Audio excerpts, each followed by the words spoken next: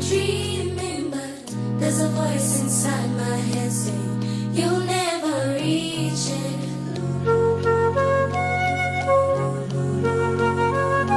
I'm lost, I'm shaking.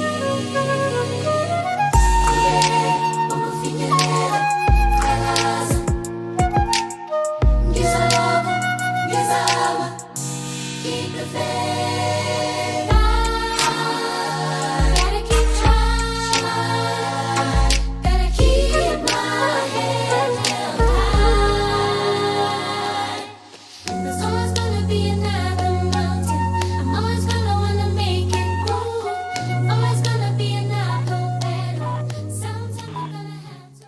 Hi, everyone, and welcome to the Africa Cafe 5. This is a very interesting session today. We will discuss at the couch of care, and we are going to specifically zoom in on the caregivers and communities being at the center of change towards ending AIDS in children, adolescents, as well as young people.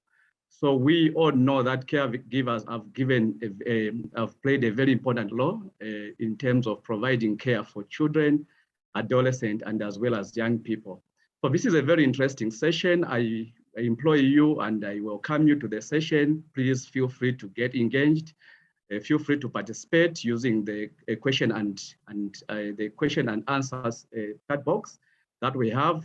We'll try as much as possible to address your questions on the live session, but also those that will not be able to address, we will direct them to the speakers to answer them direct to you of the session. So let me introduce myself. My name is Casco Mubanga. I'm based in Zambia. I'm a PATA technical advisor for the Youth Care Project, and I'm working on a youth care project based in Zambia. I am happy to be part of this discussion today as a chairperson, and I would love to introduce to you, we are going to have 4 speakers in this discussion. But before I speak to the speakers, I also want to just highlight a bit about the session. So the 4 speakers that we have got Nokuthula Heath, who is coming from Zoe Life, they're implementing a model called the Kids Alive, and she's based in South Africa, and she's going to talk to the peer supporter model. And then we have got Father Alik Bauer, who is based in Washington, DC, but he implemented a project that I'll talk to you as I'll be introducing him before his presentation. And he's be talking to a faith-based support model, which is part of the care and community caregivers, like I said. And then we're going to have Asenio Manjata, who is from Nwati, based in Mozambique, and he's going to be talking about very interesting things where we are trying to bring in economical support in part of the healthcare for the recipient of care. So you will talk to say the saving group from the experience from the project that is based being implemented in Mozambique.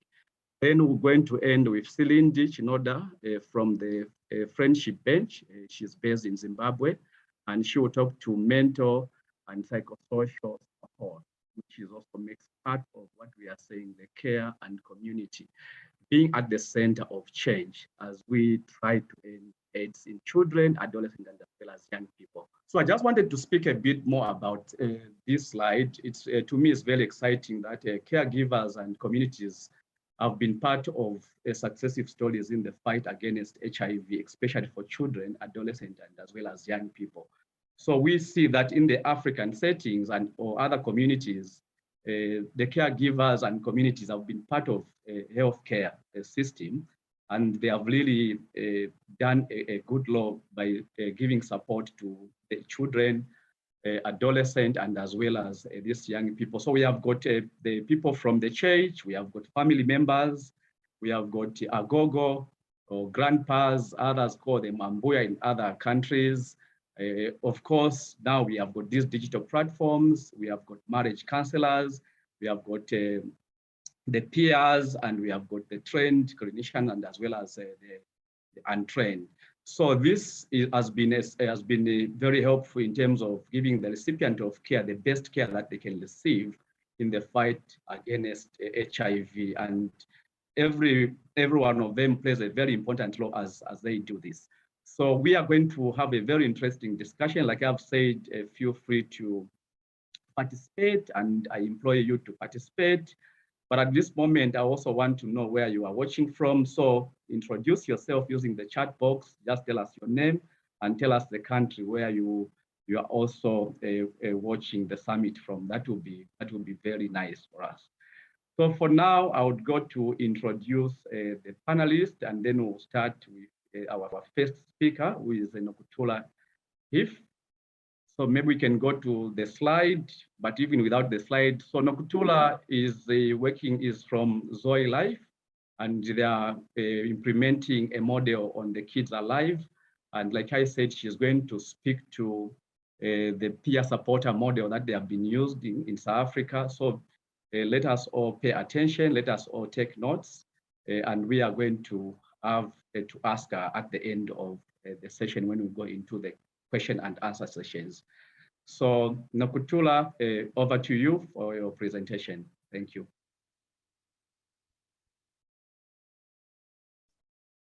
Good afternoon, everyone. My name is Nokuthula Heath. I'm from the organization called Zoe Life. I am the Maternal and Child Health Programs Manager. And today, for this particular session, I will be taking you through the Kids Adherence Clubs. So what is Adherence Clubs? So Kids Adherence Clubs, it's a care and support program designed to address both caregivers and their children. It provides HIV-infected children and their caregivers with practical guidance on how best to manage their illness. It offers healthcare providers a story-based curricula that covers general HIV education, wellness, nutrition, quality living strategies, and treatment adherence. It can be conducted either in a group format or it can be conducted on an individual basis. So who is it targeting? So the Kids Adherence Club, it's an intervention that is targeting children between the ages of 5 to 14 years. We are targeting newly initiated children, stable and unstable children on ACT, including their primary caregivers. It could be biological parents, foster parents, legal guardians, or anyone who is in charge of HIV positive child. Who can implement this? We trained people on this intervention. It could be a clinician, it could be a non-clinician, it could be a community healthcare worker, or it could be any healthcare workers that work with children. It does not necessarily need to be a Zoe Life person. We will train that individual will receive all the tools to go and implement.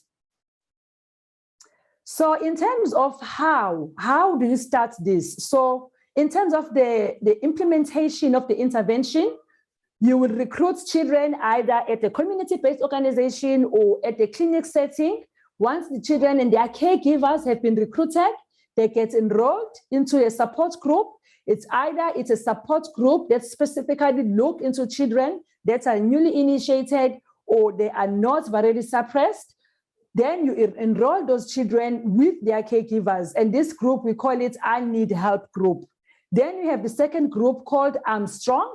This group is when we are looking into children that are virally suppressed. And these children, they will receive as well ongoing adherence. The only difference between the two, the children that I Need Help, they'll receive a high dosage of adherence sessions. And the children that are on a stable group, I'm Strong, they will receive sessions not as many as the other group. Then this is just an outline on the slide on the number of sessions that we conduct. As you can see in front of you, the sessions that are on a dotted box, those are the sessions that are designed for caregivers. The sessions in the blue circle, those are the sessions that are designed for children. As you can see, we do one joint session with the child and the caregiver. Then the other sessions, the caregivers will attend their own session and the children, they will attend their own sessions. Then in terms of these are some of the resources as well, as you can see on the slide. Once someone is is trained to run this support group, they will receive a facilitation manual that they can always refer to. And then they also have tools. It's not mandatory that as a facilitator, you need all these tools. These are all the tools that are designed. It's up to you looking in your environment and the type of children that you're working with, what do you think will work for you? Then you'll be able to select in all these types of material that we have. And also, the next slide as well is still the same thing. If the children are attending the support group, they will receive a star chart as well that they can take home after the first session. And this is the star chart that they can use when they take medication. They can color in, and then this could be something that can be used between a child and a caregiver, just to, as part of the incentive, to say you can color in your star charts. And then when they come back from the support group, sometimes they even bring it to show you that they've actually been taking their medication. And then the next slide, as you can see, this is one of our activity book that is actually designed for the children themselves. So when they come into a support group, they can start collecting stickers. This is what we use as an incentive for our children, so that when they come, there's something exciting for them that they can actually take back home. Okay, so what has worked and what has not worked in our implementation? What has worked, pairing a clinician and a non-clinician together to actually work together and run a support group. This also assists with synchronizing of services. Conducting clubs over a weekend, especially in the morning, has also worked. Preparing the files and pre-packing medication a day before you run your support group. And also having your incentives for children, depending on your environment, what can you afford and what is agreed upon. What has not worked? Running clubs during the week, it has been a challenge for us. Also, the group size of your support group, it also impacts on the quality. And also the other thing, rotation of healthcare workers. We've had challenges where someone who's been trained to run a support group, you often find out they can move into different streams within the clinic or the community-based organization where they work. Then in terms of key lessons, what have we learned out of this intervention? Okay, so let's talk about key lessons and some of the things that we, it's a take-home message for us. So the first thing is providing incentives for children and caregivers has increased the attendance rate. Like I spoke to into my previous slide, to say for children, they have a sticker book that they bring when they come into the support group, and then they've got an opportunity to choose what sticker do they want once they finish attending the session. And also involving caregivers to assist with logistics of running a support group. For example, caregivers, they can assist you either with completing the register, or they can assist you, maybe you need to rearrange the children, arrange them into their particular groups, or you need to distribute some items that they're gonna be using throughout the support group. It has shown, we've seen a lot caregivers that are showing willingness to be part of the team that supports with the administrative tasks. And then also a one-size-fits-all approach isn't always the right way. So when you're working with the caregivers and children, it's also important that when you, as the facilitator of the support group, you also find out what works, what's not working, so that you can make changes accordingly. And also keep the session short and fun. As we know, we're working with children, so we want to make sure we get them while they're still alert, and then that's it. And then the other thing, it's recommended that you split the groups according to ages and disclosure statuses. Children that have been partially disclosed to, we keep them together. Children that have been fully disclosed to, we also group them together until the partials, once they graduate into a full disclosed to, then you can integrate them into those various groups. And then also the peer-to-peer support for children, especially adolescents. We've seen that it actually works in our environment. because they feel like they're in a safe place to share how are they feeling, and their stories, they're also heard. So we often sometimes take adolescents that have gone through these sessions, and then they become more like an ambassador where they can go and also and support their peers that they might be going through different stages in their lives, obviously supported by a healthcare worker. And then also children that have received intensive adherence support has also shown improved health outcomes. Those are the children that they would have been enrolled into a support group that says, I need help. Those are the children that have received a high dosage of adherence. Thank you very much, Nokuthula. That's a very interesting presentation from you, and it's very interesting to learn a lot of things that are working in that model. Very interesting lessons learned as well. I would do request all the participants, let us take notes of the question, if we have got any questions to Nokuthula, which I believe we do have, and we can ask those when we go in the Q&A session. So thank you very much, Nokuthula, for that very interesting presentation. So I'll go to the next presenter, who is Father Lick Bao. Father Lick Bao was implementing a project in the Eastern Kenya, and we are going to learn a lot from there. He is currently based in Washington, DC, and he will talk to the faith-based support model that was used in Eastern Kenya, and some of the things that they learned from that project. Father Lick, over to you for your presentation. Thank you.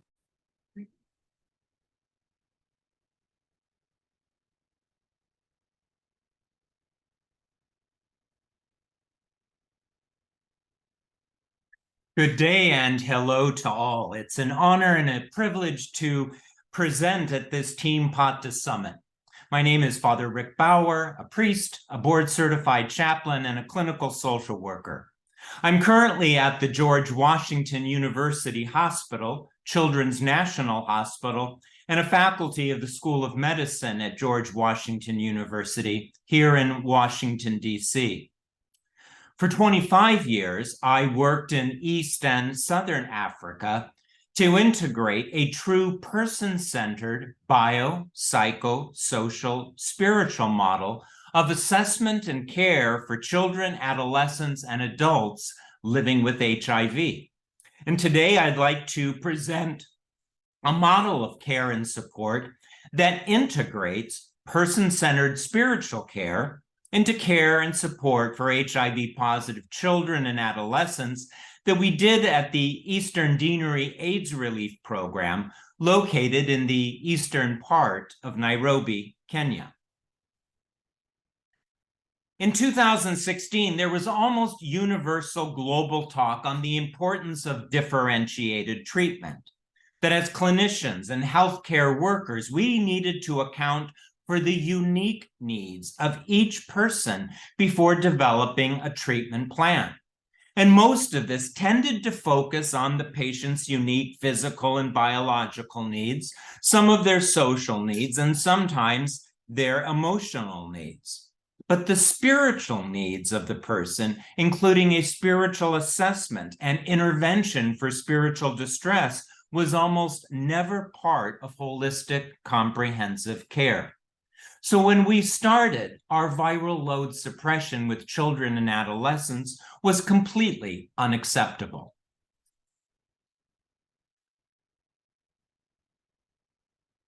I strongly believe that we will never reach the UNAIDS goals of 95, 95, 95 unless we include all 4 domains of the human person into care and treatment: the bio, psycho, social, spiritual model of care.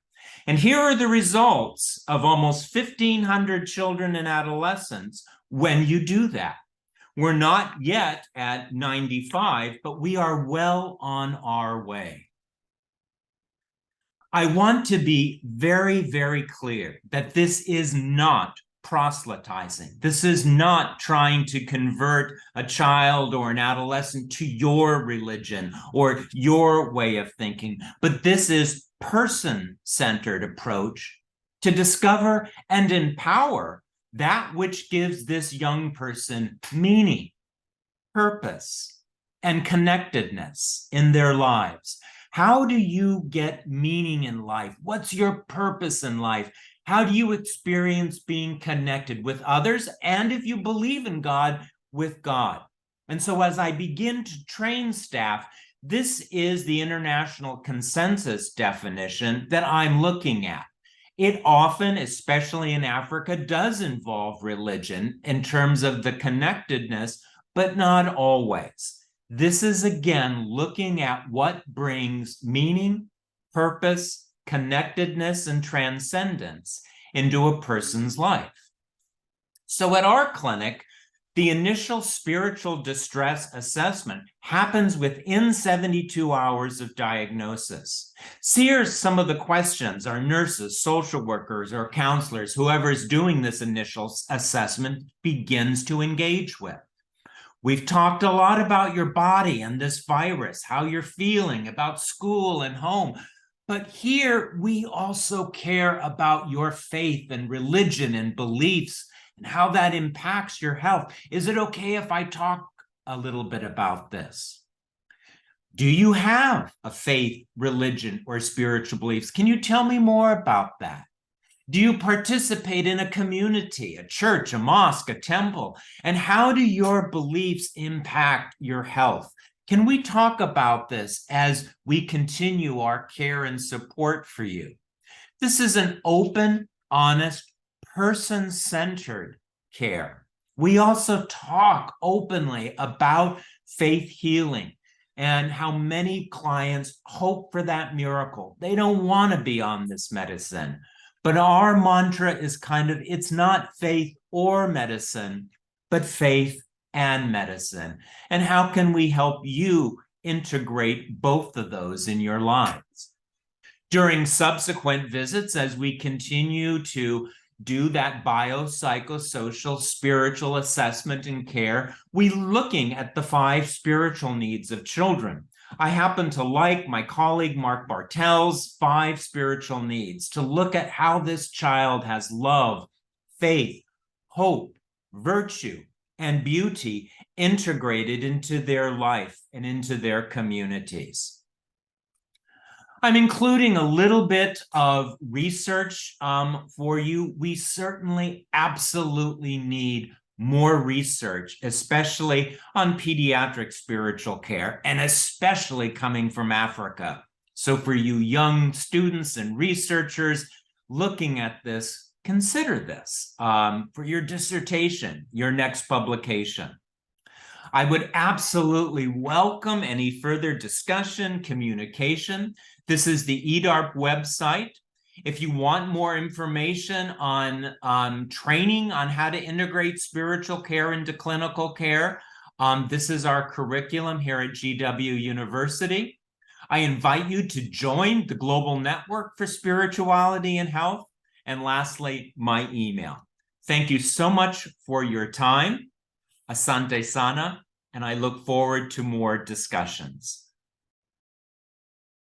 Thank you, Father Bao, for that very interesting presentation. Indeed, spiritual care into clinical care. We know that in Africa, spiritual care is very, very important.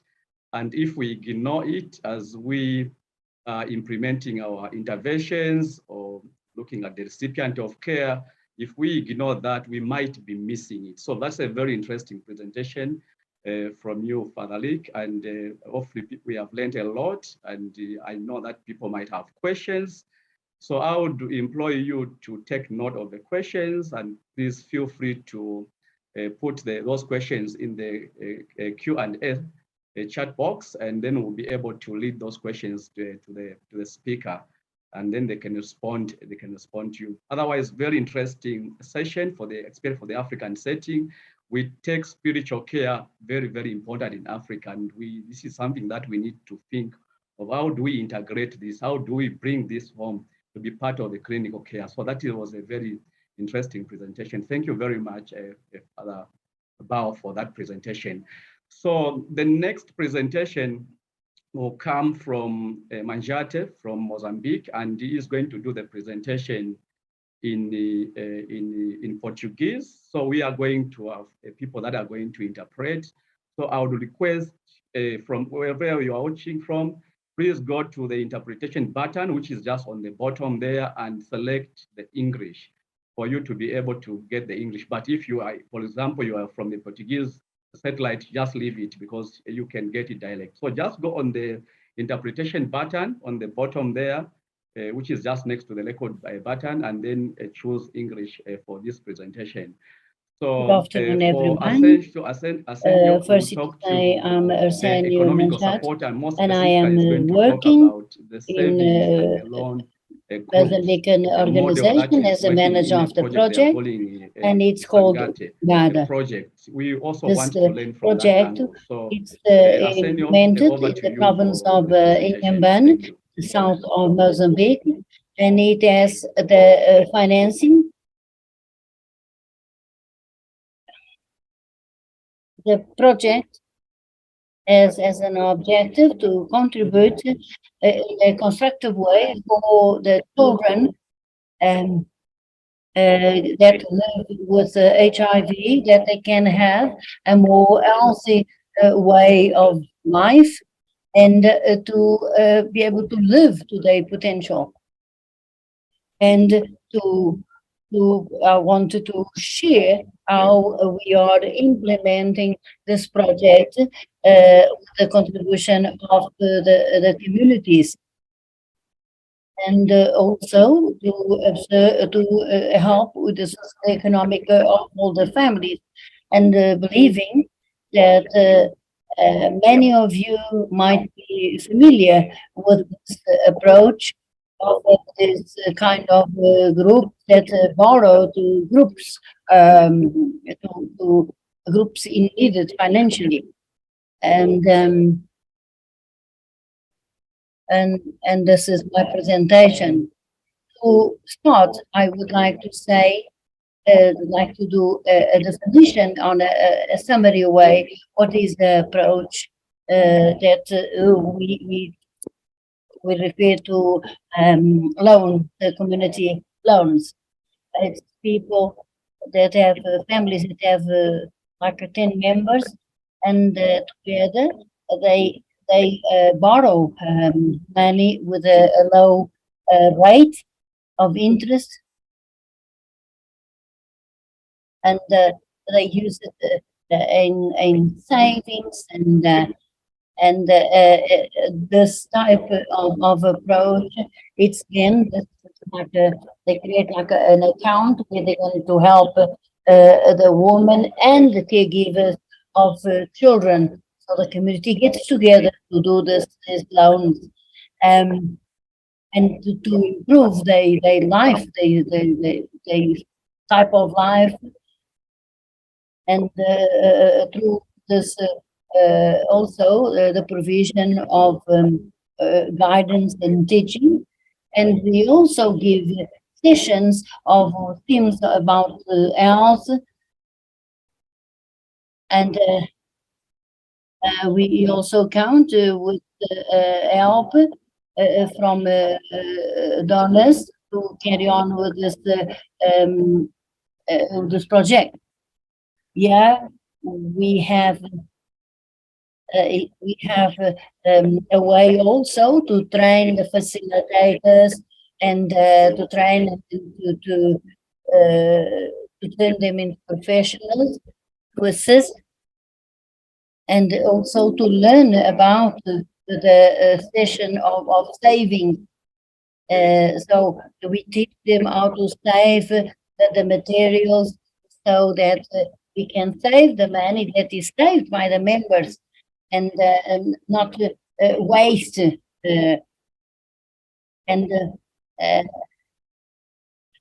Firstly, it is presented this approach to the community leaders, so that they have to find out and know about this approach, this project, and the facilitators in favor of the communities, and the community is aware that this is to facilitate their life and to help them. So, and through many of our channels, we communicate, we keep them informed, and we inform about the new members and any other approach that we have for the project. We inform, for example, the groups of mothers that are entering other mothers, and also through the activity of testing. So this project implements also that motivation, and it's informed and also part of the community. And we have the collaboration of other members of the implementation, and also the matter of sanitary care. The members of this group of savings, like we call them, they also are part, and they also advise how we must do the saving, how do we obtain the loans, and what conditions. Important to mention here that this group, as it leadership time and type, and they share it with all the groups and all the members, and they talk about their own values, the values that they approach, and they also establish together as a group what is the rate they're going to pay on these loans. And in the period of they meet and they talk about this matter with the group like twice a month, and they discuss how much savings they want to do, what they can, where can they save, and then they decide what changes they do, if they're going to do it annually, how. And the members can then establish what is an initial fund, which is that fund is used to monitor the activity of the members of the group, allowing the access to the funds that are necessary. It's events like emergency. If they something very serious with one member, they can then use this fund to help that person. In the case of the death of a member of the family, so we use the fund to help that member in the case of an emergency. As I've already mentioned, the facilitators, they conduct these sessions where all of this is discussed, and they explain, and they also use this as a reference to all the members. And at the end, the members know and has to decide and approve what this money is needed for. And when there is a crisis, they discuss among themselves. It's discussed before they can to make a decision. But basically, this is to assist the families, and they want to make sure that the value used is used for that emergency and for the good of the community and the people. And everything is worked out, that the fund also acquires interest. This is all discussed with the members, and many of the members of the group of savings, they make the decisions. Any decisions, it is based on their own criteria. You know, we note that in this project, that the participation of the members improve the level of life, even at the level of domestic family, and all with the aim of long term to to teach the families and get them to stand resilience.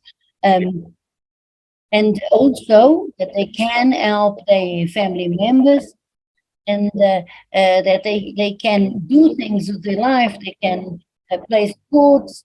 They can have money for the transport to go to the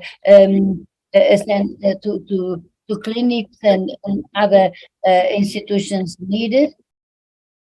And all the decisions of the families. There's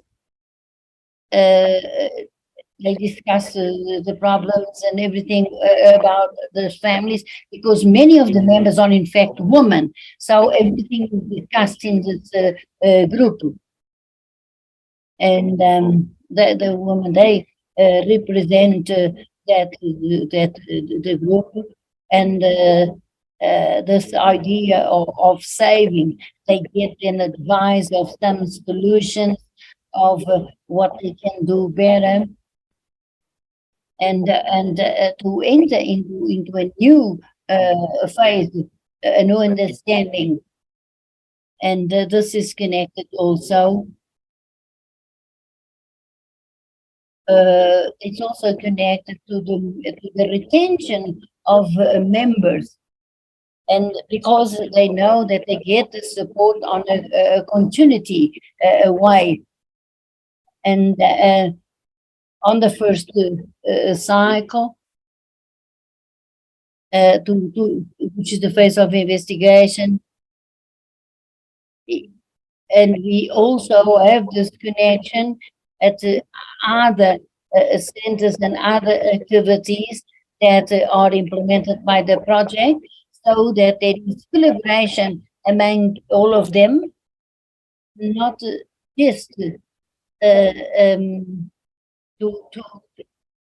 with one objective. It is for more than one need, so that everybody can benefit, and especially with the patients, that they can do the treatments and they can have access to medication, to all the assistance they need. And we're learning to save and to not waste material, because that's part of the saving. Thank you very much. Thank you very much, Arsenio, for that very interesting presentation on the model.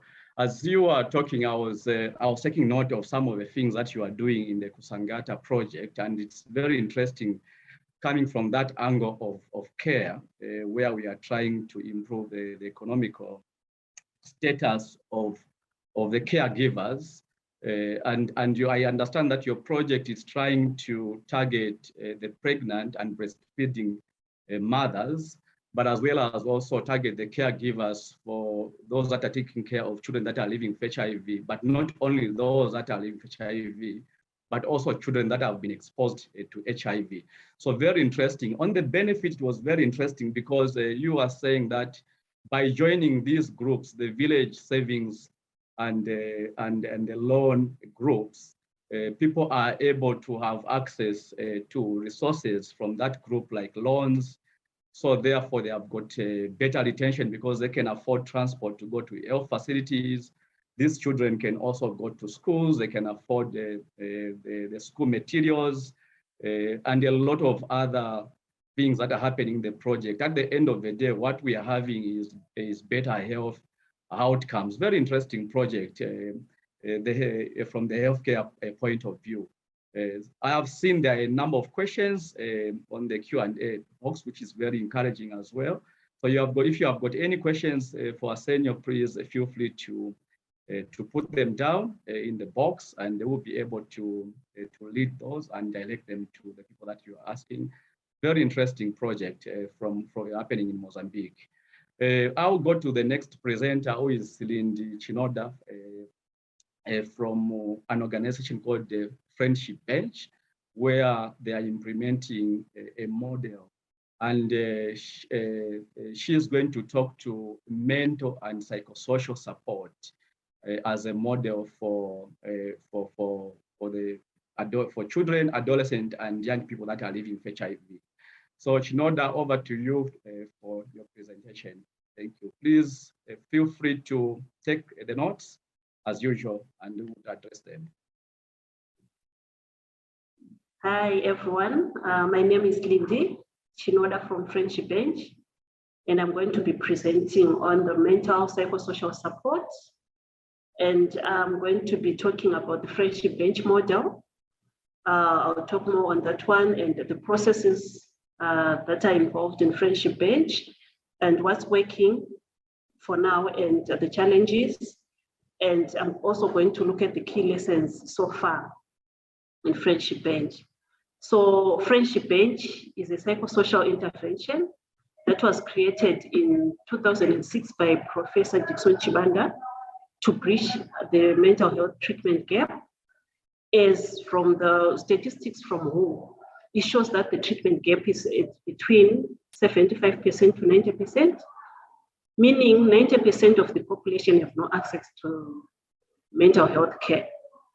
And that's how Friendship Bench came to being. And its focus is mainly on the mild to moderate common mental disorders, with the main focus on depression and anxiety. The good thing about Friendship Bench is that it works with the community health workers. And these, since 2006, we refer to them as grandmothers. And they work in the primary healthcare level. And it targets everyone who is above 18 years and above. And the main aim of Friendship Bench is to get people out of depression, with its mission is to have a Friendship Bench at a walking distance, which means Friendship Bench is community-based. It is there in the community and it's offered by grandmothers who are there in the community. It is a tax-shifting approach, meaning it was the burden of looking after the mental health clients was taken from the specialized cadres, the nurses, the doctors, and it was shifted to the community health workers, and they were given a skill to be able to address these depressive symptoms. So basically in Friendship Bench, we have about 4 delivering agents. We have got the classic grandmothers that were in Friendship Bench since 2006. And we also have the youth buddies. These are university students on attachment, and they offer psychosocial support to other peers, anyone who is in the academic setting. And we have this in a 1-year period. We also have what we call the nurse supervisors, whereby these ones receive the red flags. From the tools that we use at Friendship Bench, we have got 2 questions that we refer to as red flags, where someone is presenting with hallucinations or suicidal ideations. And for the grandmothers, they cannot deal with these clients, so they refer these to the nurse supervisors for further management. And these nurse supervisors can also do further referrals if the client requires institutionalization. We have also the open liners, is our delivering agents. These are the postgraduates. They were once attached with Friendship Bench, then after they graduate, they come back to Friendship Bench as open liners, and they offer again psychosocial support in the community now for all the young people, and often they work online. They use the WhatsApp platform to offer sessions. Then we've got the mental health champions. These are from 2000 to 2019, my apologies. These are employees that we train in different organizations and companies to offer psychosocial support in workplaces, and they also assist their peers in terms of mental health awareness. And what we have to take note is these are non-health care workers, and they have no background of mental health, and we also train them to offer support to their peers at workplace. On how we find these cadres that we work with at Friendship Bench, we normally ride on existing structures within the Ministry of Health and Childcare, because we, as Friendship Bench, we don't have the human resource, but we receive these from the Ministry of Health, and to capacitate them on our model, the problem-solving therapy model. And I'll speak more of on the grandmothers, because these are the classic cadres that we have been working with since 2006. And they've been doing health promotion activities for a longer period because they have the training from the Ministry of Health, and also our training becomes an add-on, and this also improves their skills in counseling, and they are good listeners, and empathy, we talk of empathy here, because they have all this training. And they also offer the psychosocial support through the problem-solving therapy. Our model is designed in such a way that they have to sit on a bench, the physical bench, but as of late, it has transitioned to the bench being the person offering the services. So it means now we have the services at church. They can also maybe have the services at the borehole, anywhere in the community besides the clinic and online. So the person who offers the services now has become the bench, but we have the physical benches in our primary healthcare facilities. These cadres, they receive an 8-day training and followed up by a 1-month internship, after which they receive a certification to start offering the services in their communities. And the clients that receive our services, usually after the 3rd session, because we expect them to have 6 sessions for counseling, but after the 3rd session, they can be referred to the mental health support groups that we refer to as the Seko Kubatana Tose or CKTs. So besides, again, the continuity of service, getting the psychosocial support as an individual, they now get the support as a group, which we refer to as group therapy. And besides that, they also earn a living from these income generating projects that they do within their CKT. So they do a variety of projects. It's either poetry, they also do the zipback and crocheting. Some are into ISOLs. So it depends on what the group really wants. And these are the services that we offer at Friendship Bench. We have the sensitization, where the buy-in of our gatekeepers, all the high-level people in the community. And this also helps us in the acceptance of the intervention. Also have the mobilization. This is where we engage the wider community through outreaches and having awareness campaigns, so that we have an appreciation of the mental health. We also have the CKTs, I've mentioned them before, the income generating projects. Then we also have the trainings, which could be the new trainings or the refresher trainings, just to assist the delivery agents to have the skill to offer the services in the community. We have also the supervision and monitoring. This is where we visit the client, the delivering agents after training, to see how they are performing in the community, and to also support them. Then we have got the reporting as another packet that we have at Friendship Bench. This is the distribution of reports that we do to our monitoring and evaluation department to see how we are really doing in the community. We also carry out researches on different study areas within Friendship Bench. And what is really working now for Friendship Bench is the decreased depressive symptoms that we are seeing. We have seen that there's a 76% decrease in the depressive symptoms and the suicide ideation using our tool, the screening tool that we use. We have also seen the improvement of livelihood of our clients through the CKT activities that they are engaged in. And also we have seen the acceptance of Friendship Bench by other organizations. Recently, we've been adopted by the Ministry of Health in Zimbabwe as a national program. And also the scaling up from the 3 clinics that we had in 2006. Now we are in about 200 clinics, and we have 1,700 community health workers that we have trained so far. And the challenges that we have, the loss to follow up, not every client is reaching the 6 sessions. And because of that, we have managed to try and follow up using the client services that we have, the customer care services that we have, because some come expecting monetary gains, and because of that, they don't really come back. And some, of course, they have the first session and everything becomes okay, and they don't seek the services anymore. But we need them to join the CKTs to improve their livelihoods. Then the pandemic, of course, the COVID-19, that really disrupted everything. The implementation activities were delayed. Then we have got the stigma that is associated with mental health that affects people in seeking mental health care. Then we have got the competing programs where we are working with the community health workers. They do not work for Friendship Bench alone. So every organization is with, they are into maternal Okay, they are into COVID-19 vaccinations, they are into polio, so they are in a number of programs. So we are all fishing from the same pond, and that is really affecting the implementation. Then we have got the CHW attrition.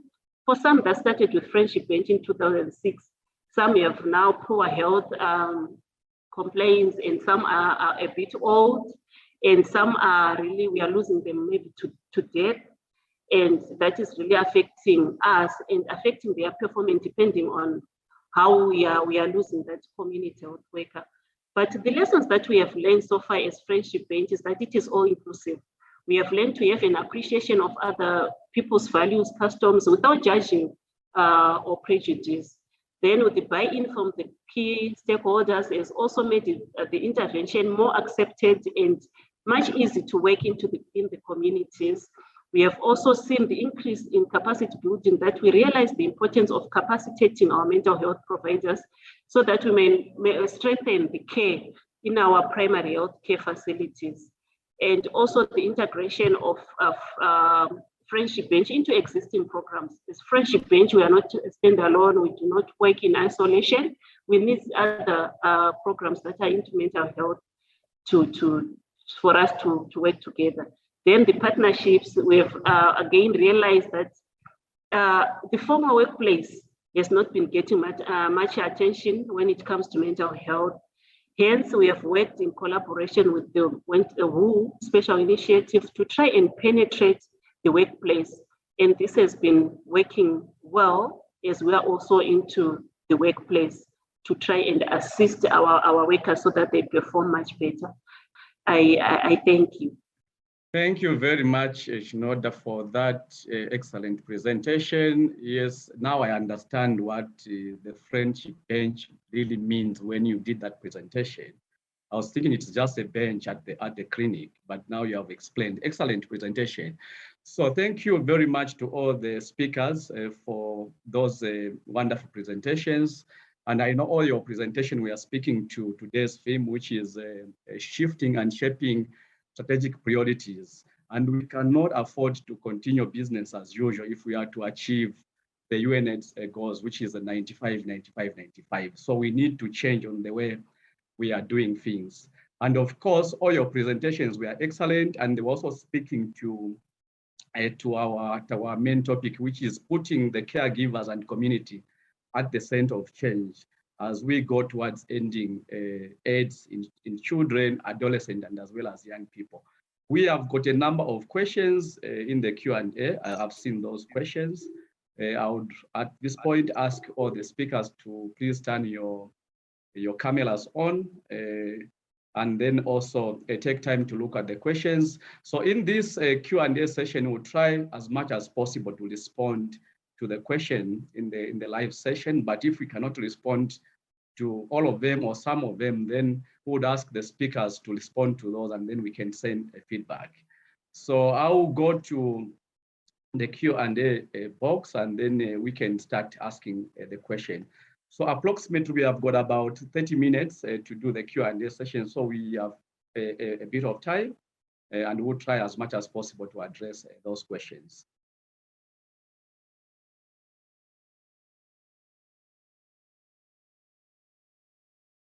So I'll go to the first question, which goes to Nokuthula. The question, Nokuthula, is who supports the adolescent with a transportation to the support group meeting? So people want to know, is there any support to these adolescents in terms of transportation to the support group meetings? Okay, thank you, Chair, for the question. So in terms of the support for the adolescents when they come into the support groups, I think initially when we started with running support groups, we started running them during the week, and we quickly realized that we were having a challenge in terms of transport for adolescents who come into a support group. So one of the key things that we have learned and we are currently implementing is that we don't take them out of their clinical appointments. So what we do, we synchronize all the services, and then they will come on a Saturday. When they come on a Saturday, they will receive all their clinical services, including attending a session that will have been scheduled for them. And also the second thing that we are also implementing, we are working very closely with community-based organizations that are linked into the clinics that we are supporting. So adolescents that are not able to attend the sessions at the clinic, they are able to attend those sessions at the community setting, of which is a walking distance. Thank you. Thank you, Nokuthula, for that response. I'm sure it's clear to the people. The other question, the next question is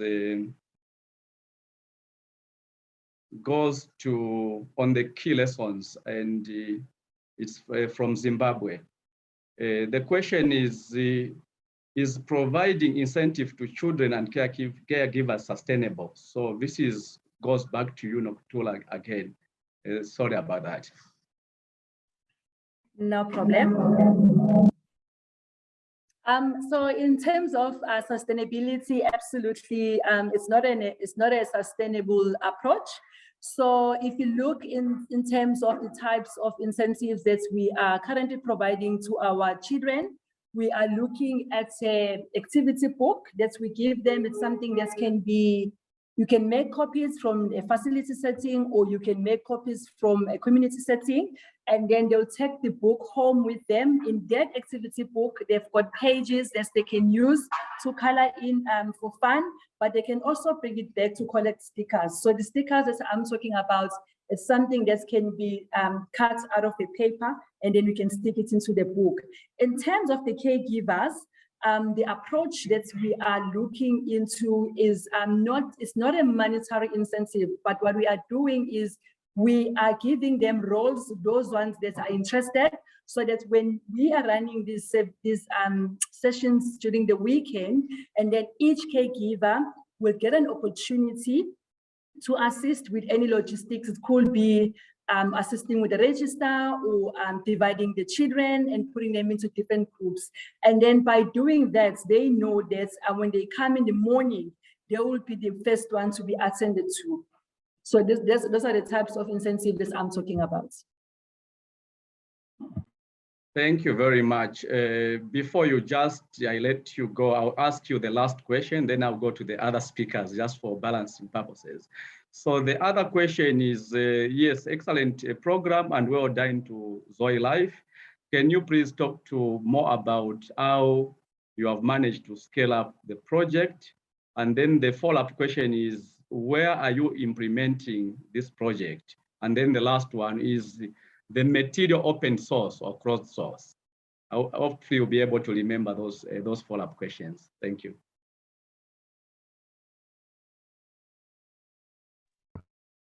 Okay, thank you. So the first thing to respond to in terms of how the program has been effective, I think in terms of the implementation, we do have data at the moment that speaks into children that were enrolled into these support groups, specifically in the groups where they were not very suppressed, and then after receiving a high dosage or enhanced adherence sessions, when we did bloods, and then we realized that those children were actually suppressing. So we do have some publications that I could probably email, and individuals that are interested, they can look into that. And then in terms of the scale up, we are scaling up we are actually using two methodologies. So the first thing that we have done in South Africa, specifically in KwaZulu-Natal, we are providing direct services where we train healthcare workers, we provide mentorship, and then they are the ones that are running these support groups.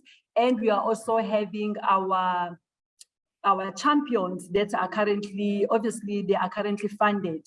And then we are implementing in 8 clinics at the moment, and also supporting 4 community-based organizations. So that's a direct implementation from the organization itself. And then the second option, we are working very well with a lot of organizations that are implementing in South Africa, and we actually train them and mentor them, and then they take the model and implement it in their own environment or in their own context. So in terms of our footprint in South Africa, we are currently implementing in 8 provinces out of the 9 provinces. I hope that makes sense. And then in terms of the material, so our material, we've got the material that is open source, and then we also have some of the material that we actually have to protect. For example, in one of my slides, there was a slide with like an app. So one of the job aids, we've actually took one of our paper-based job aid and pivoted it into an app that you can download from a Play Store.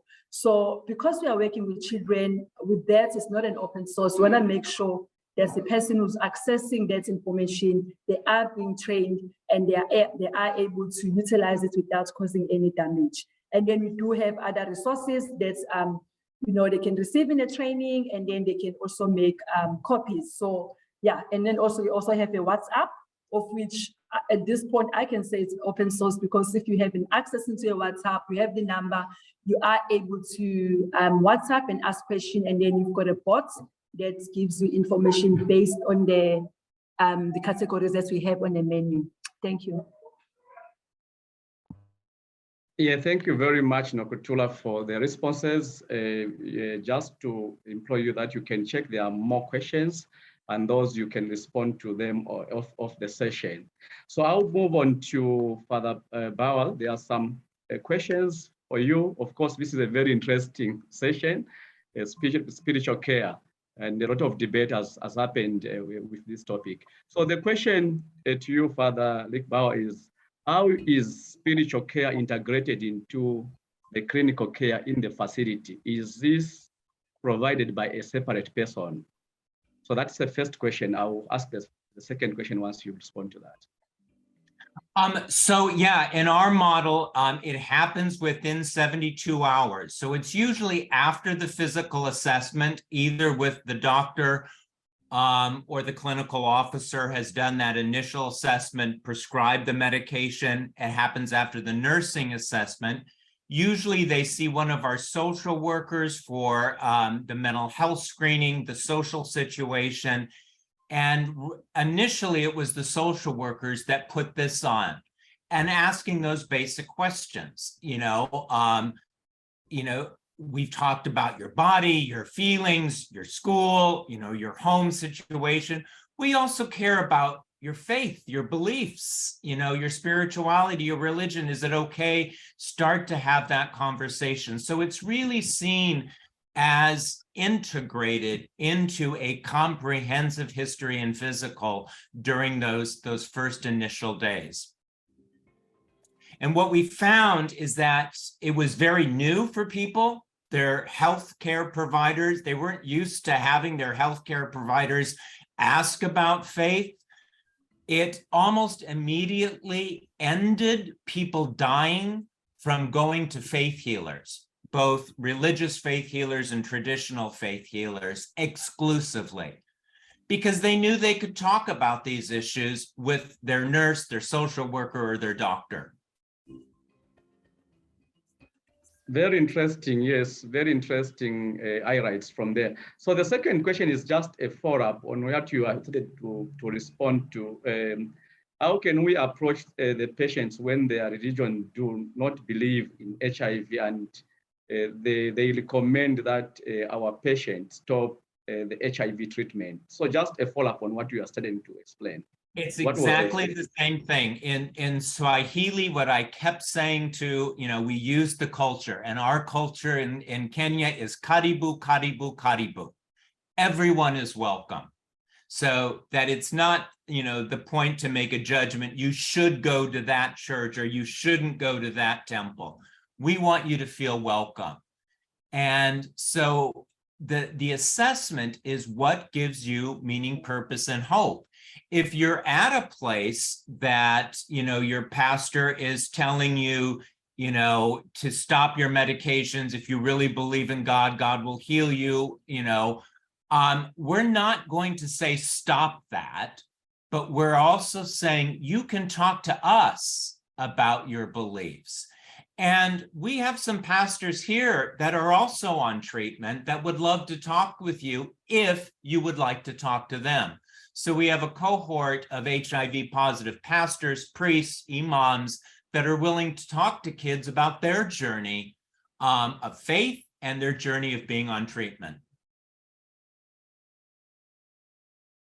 Thank you very much for that elaborative response. And thank you very much, the team or the satellite from Nigeria for the question to Father Bao. So I'll move, I can see when I scroll down that there are a number of questions still going to Nokuthula. I'll still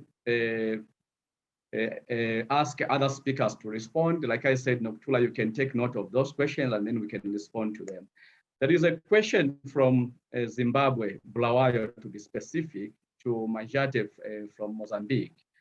So the question is for village saving and loan groups, how is security of the fund ensured? And how do you mitigate risks that are involved in pooling the funds? I think that's a very technical question specifically on the saving groups. Over to you, Majate, if you can respond to that. Yes, thank you. So let me say that we have criteria to constitute the vessel groups. So the first of the criteria is the zero status situation of the members who are integrated in the groups. Then we have other criteria like to join to the group, they have a trust with the members. They are not allowed to participate in the group without trust with them. So all the members are friendly. So there are different criteria to establish the groups, and then they decide what criteria there has to ensure that the members of this group take loans. So I are not allowed one members who that join with the group to take loans with the groups. And then I think that is the case to mitigation the risk of to lose the money. Thank you. Thank you, Majate, and it's good that you have tried to respond in English. So there is a follow-up question for you. So the person that is asking is, what are some of the good practices that have been learned from this project, especially when it comes to care for children, adolescents, and young people? What are some of those best practices that you can share to the participants? So good. I think I can share with you the good practice, putting the relation with the other approach that we are implementing. So, for example, we have some challenge with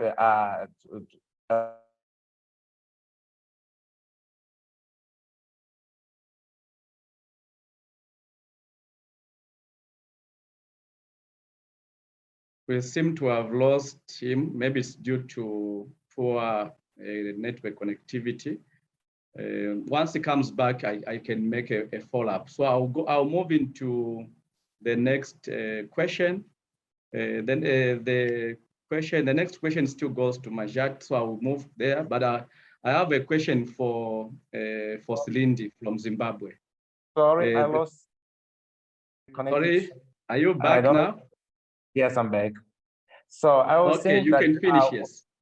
Yes, I was saying that we have a different approach where that we're integrating the member of Veselia and that groups. For examples, we're implementing the activity related in income generating, where the members it's possible to get a money to save in this in the groups, in the savings group. And then when we are joining the members in the different groups, it's possible, or we are make sure that the members in the Veselia groups has a money to save, and they can do the same activity in income generating for that in the different approaches. Thank you for that response. I'll ask you the last question. There are a couple of questions for you. Those we can respond them maybe off the live session. So the last question comes from Zambia, to be specifically Kafue, Gertrude Nyelenda. She's trying to find out how how will you ensure sustainability in instances where savings are not adequate? So this group has got savings, but these savings are not adequate. How do we ensure sustainability in such a case? All right, so we ensure that we assist the group continually. Our community actors based in the community to follow up all the steps of the activity of the VSL groups. So they are doing a lot of sessions to ensure that the members are retained in the groups. Otherwise, we are implementing a different approach, such I said in the past, that we are doing a lot to counsel the groups to continue showing them what is the benefits to join in the groups. And then in our experience in the field, to join in the group, savings group, they're showing that the people get a lot of benefits in participating on that groups. Thank you very much for that response. I will move on to the next question, which goes to Silindi on the Friendship Bench presentation. So the question is, what was your experience with your team during the COVID pandemic, where we recorded an increase in terms of mental illnesses amongst your target beneficiaries, and as well as caregivers? What were your experience? Because we have these mental health issues, and then COVID also brought the other challenge of where we saw an increase in these cases. So what was your experience as a project and as a model in Zimbabwe? Yes, we get I don't know if I can say that. Sorry, we get the question goes to experience. Silindi. Sorry, Manjat, maybe I wasn't very clear. Okay. Yes, it goes to Silindi. Yes. Thank you. Okay, all right, thank you. Yeah, so it's very true that there was an increase of mental health issues during the COVID-19, because as we remember well, we were all confined in our homes. And for some of the victims, they were confined in those homes with the perpetrators of a variety of crimes. And because of that, there was a high need of the mental health care. So this really gave birth to our platforms. As I mentioned during my presentation, that mainly Friendship Bench is a physical bench. It starts from the physical bench that we have. But this again created more platforms where we had to come in with interventions. That's when we created the online platform, whereby we had sessions using WhatsApp. So we created a platform where even when people were in their homes, they had access to our intervention using that platform, whereby we had to link them with a psychologist or a therapist so that they could have the sessions during time. It was so difficult now to go to the clinics because our benches are in the clinics. It wasn't possible so it was the creation of the online services that we have. So we continued offering the services even during that time and up to now. And also there was also the creation of what we call the caring for the carer, because we noticed that during the time, the frontline workers, they were not really given that opportunity to have the psychosocial support. They were not receiving much, and they take a break during that time. For us, we are in the homes, but the frontliners, they were continuing with their work. So we also came up with an initiative that we referred to as Caring for the Care, in collaboration with OFID, with PEPFAR, with the JF CAPNAC. So we continued to offer these services even during the time. So we did the services during the time.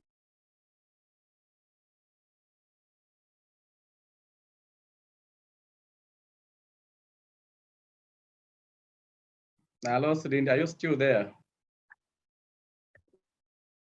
Yes, I'm here. Can you hear me? Okay. You had gone quiet. Okay. Yes. Are you done, or you're still responding? You can go ahead. I'm done with the question. Just responding that we had other forms of offering the services more than just having the physical sessions that we normally had on the physical page. We create the online services that we now have, and also for the carer. also resulted from the experiences that people encountering during the COVID-19 pandemic. Thank you very much for that response. I have another follow-up question from an anonymous attendee who is saying, as a community psychologist, Friendship Bench is an excellent and innovative and African solution, which is good. But I would like to ask why grandmothers are the main cohort? That is the first question. You raise the issue that they were lost to illnesses and others to death. This is a risk that is with recruiting mainly the elderly or older people. So maybe you can respond to that. I think the first thing that she or he is trying to ask is, why are grandmothers as the main cohort? And then the issues of you losing these mothers to illnesses or death being a risk as you recruit the elderly. What is maybe your response and maybe some of the lessons that you learned from this? Okay, thank you so much for that one. So using the grandmothers that we refer to gogos, and we have seen it as they are a sustainable asset.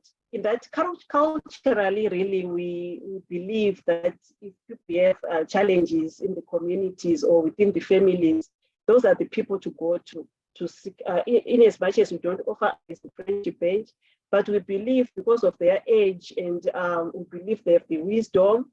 And like now there is a high increase of brain drain. They are not really affected by brain drain, but the major reason why we are using the grandmothers is culturally, we believe because of their wisdom, they're able to be respected and they're able to sit down with a client and offer counseling services or sessions without giving advice and without the counseling skills that they have because of their age, maybe talking of the patients, the empathy, and they have all those qualities. And the major reason being culturally, really, them as the people that we need to go to because of their age. But now the lessons that we have learned, as I've mentioned, that we are losing them mostly to poor health and other reasons. Now we are working with young people. We also recruit young people, what we call the buddies, students from universities. So we are now linking them with the young people because for now we are using technology and all, and they also to assist them when they're doing their job. So to recognize or to mitigate these terms of age and all, we are linking them now with the young people.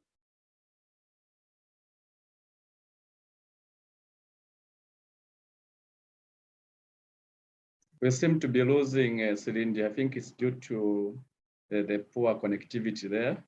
Yeah, so just to add, last week, I'm from training health providers, and they were young, and of course, those elderly health providers, most of these are in charges. And one of the things that we learned is that the adolescent and young people are more free to approach the elderly health providers comparing to those that the younger ones. So maybe could be one of the reason why the Friendship Bench had considered to target those, because young people feel this is my grandfather, this is our go-go, I can share with them anything, unlike those other providers that are in the age range of their parents, who are more on controlling and more on discipline, but the elderly ones are more on accommodating and listening to the young people.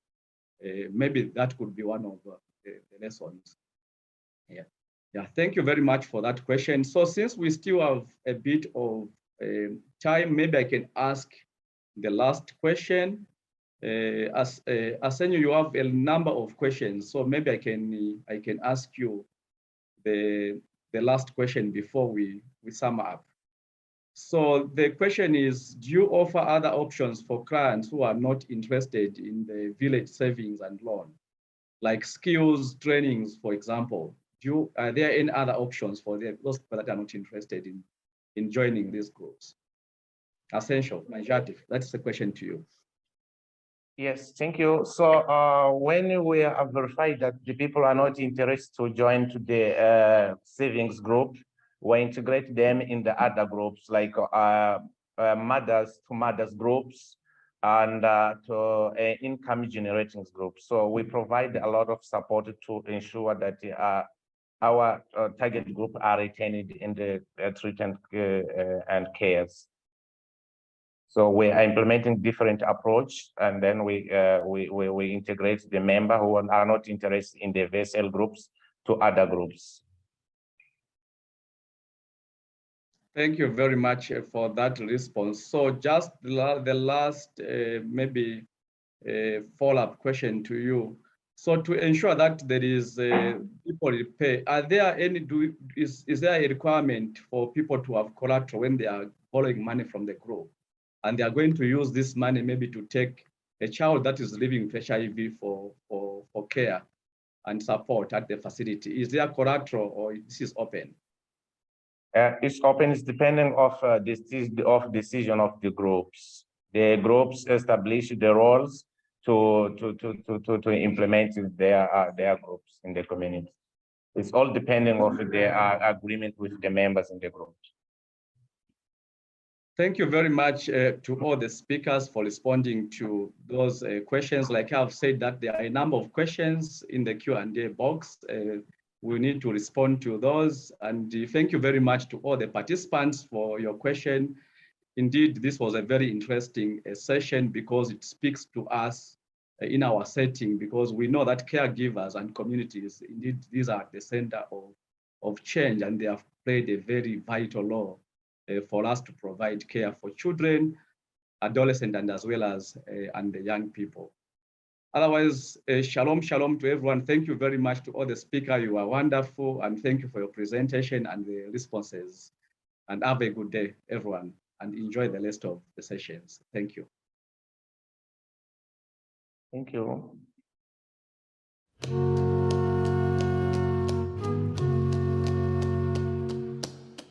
I can almost see it, that dream I'm dreaming, but there's a voice inside my head saying, you'll never reach it.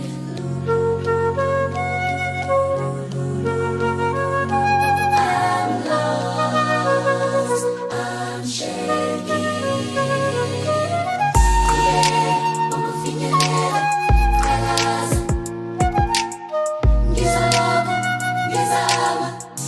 Keep the faith. Gotta keep trying.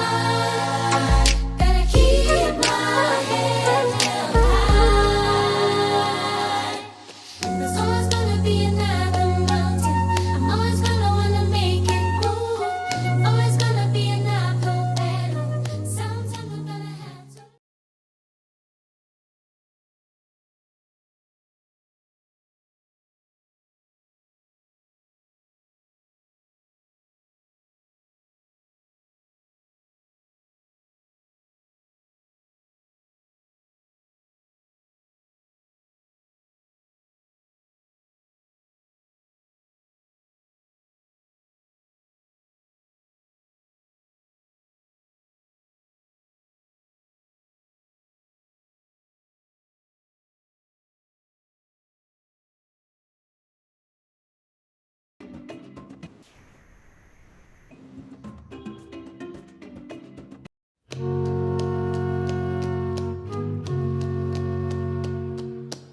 I can almost see it, that dream I'm dreaming, but there's a voice inside my head saying, you'll never reach it.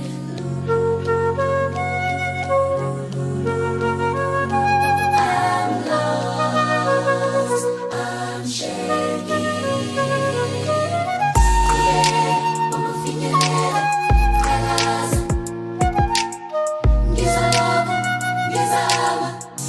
Keep the faith. Gotta keep trying. Gotta keep my head held high. There's always gonna be another mountain. I'm always gonna wanna make it move. Always gonna be an uphill battle. Sometimes I'm gonna have to. Hi, everyone, and welcome to the Africa Cafe 5. This is a very interesting session today.